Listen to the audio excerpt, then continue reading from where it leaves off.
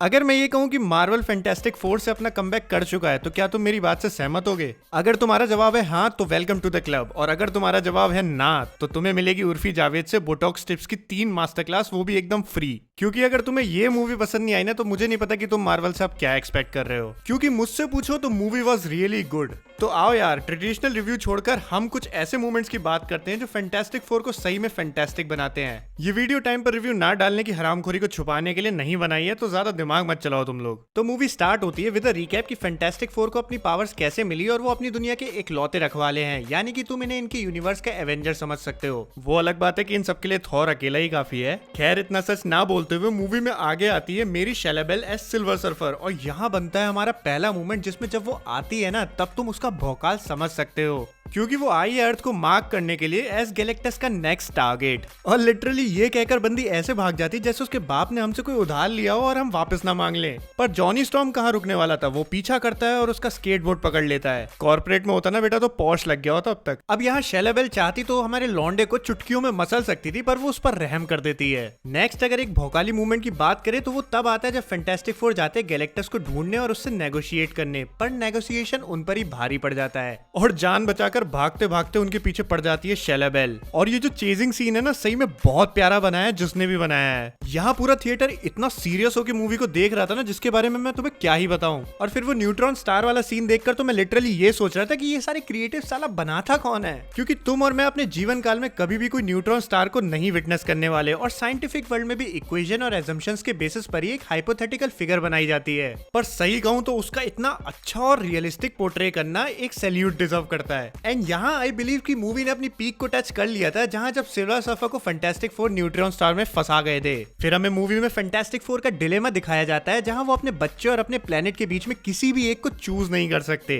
और जहां प्लेनेट की पूरी पॉपुलेशन उन्हें अपना हीरो मानती थी, अपनी जान बचाने के लिए उनके ही अगेंस्ट हो गई। और इन छोटे छोटे सीन्स को ही अगर तुम गौर से देखो तो तुम देख सकते हो हर एक कैरेक्टर की डेप्थ, जिसमें पेड्रो पास्कल ने रीड रिचर्ड्स की इंट्रिकेसीज को काफी अच्छे से पोर्ट्रे किया है। रीड कैलकुलेटेड है, लॉजिकली सोचता है और हर चीज के लिए प्रिपेयर्ड रहना उसकी आदत बन चुकी है, जहां वो पब्लिक के रिएक्शन को लॉजिकली और एथिकली करेक्ट भी बोलता है। और मैं उससे मूवी में उस पॉइंट पर सहमत था। और वहीं हम ये भी देख सकते हैं कि माँ तो माँ होती है। सू स्टॉर्म का रिएक्शन अपनी जगह बिल्कुल एक्यूरेट और ठीक था, और जॉनी और द थिंग का रिएक्शन भी। मुद्दे की बात यह है कि इन छोटे छोटे सीन से हर एक कैरेक्टर को काफी अच्छे तरीके से समझाया गया है। फिर बड़े अपनी मूवी के क्लाइमेक्स की तरफ तो गैलेक्टस प्लेनेट पर आता है, सबकी बजाता है, और यहाँ मुझे लिटरली रीड की हड्डी के टेंसाइल स्ट्रेंथ चेक करने वाला सीन था ना, वो काफी ज्यादा अच्छा लगा। मार्वल की मूवी थी तो हमें इतना तो पता था कि एट द एंड कुछ होने नहीं वाला, पर फिर भी इन्होंने रीड को जो स्ट्रेच करने वाला सीन था वो काफी लंबा खींचा और देखकर काफी ज्यादा मजा आया। फिर वही लास्ट में हम पोस्ट क्रेडिट सीन को भी एक और ऐसा मोमेंट समझ सकते हैं, जहां थिएटर में ट्रू मार्वल फैंस ने एक लास्ट बार चीखे सुनाई अपनी। और सच पूछो तो लास्ट एंड क्रेडिट सीन तो पता नहीं क्यों ही डाला था, फिलर के अलावा उसमें कुछ नहीं था। अब ये चैनल मेरा है तो मैं तुम्हें अपनी ओपिनियन बताऊंगा कि मुझे फैंटास्टिक फोर काफी ज्यादा एवरेज लगते हैं पावर्स के मामले में, और इनका विलेन एक कॉस्मिक लेवल एंटिटी था, जिसमें नो डाउट हम सबको पता था कि सीधे भिड़ना तो इनके पास ऑप्शन ही नहीं है। तो यहाँ सही बताऊं तो इसका स्टोरी टेलिंग का तरीका सही में मेरा दिल जीत गया। मूवी ये बखूबी दिखाती है कि अच्छी स्ट्रेटेजी और कैलकुलेटेड डिसीजन वाले लोग भले ही फिजिकली कम ताकतवर हों, पर इन्हें कमजोर समझने की गलती कभी नहीं करनी चाहिए। समझ ही गए होगे कि मैं रीड की बात कर रहा हूँ। बंदा हर चीज को इतना अच्छे से समझता है कि अर्थ को उठाकर टेलीपोर्ट करने वाला था किसी दूसरे सोलर सिस्टम पर, और जो कि हो जाता ना तो मूवी के लॉजिक पर मैं तो पक्का डाउट करता, पर थैंकफुली ऐसा कुछ हुआ नहीं।